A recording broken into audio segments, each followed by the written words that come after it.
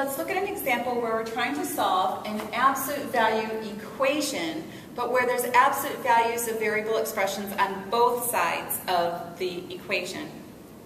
Now, if the absolute value of two numbers are equal to each other, which this indicates, then either those two numbers had to be the same as each other. So for example, just thinking of numbers, the absolute value of 7 is equal to the absolute value of 7. The numbers are the same as each other because they're both 7.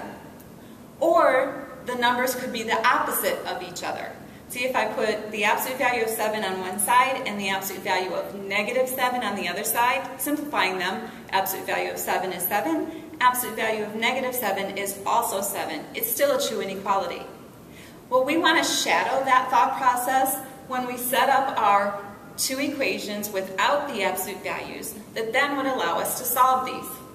So, if the absolute values of these two expressions are equal to each other, either those two expressions have to be the same as each other, so 3x minus 11 has to equal 2x plus 4,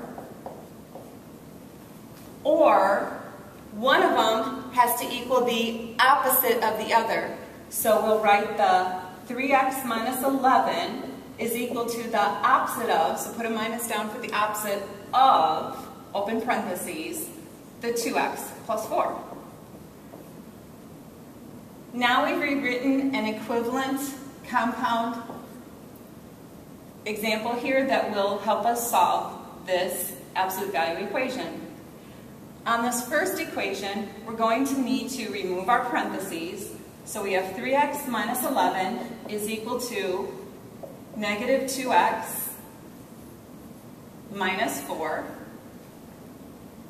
We want to get all the terms with our x on one side of the equal sign, so we will add 2x to both sides to get 5x minus 11 is equal to negative 4. Now all of our x terms are on the left side. Any not x term has to move to the other side. We'll add 11 to both sides to get 5x is equal to 7, and then divide both sides by 5. The coefficient of x.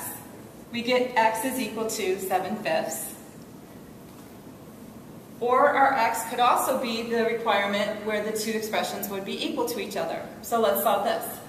We don't have any parentheses, but I do want to get all the terms with the x on the same side of the equation, and right now they're on two separate sides. So we'll subtract 2x from both sides, and we get x minus 11 is equal to 4, and then we will add 11 to both sides to get x is equal to 15. So the two values of x that satisfy this absolute value equation are x equals 7/5 or x equals 15.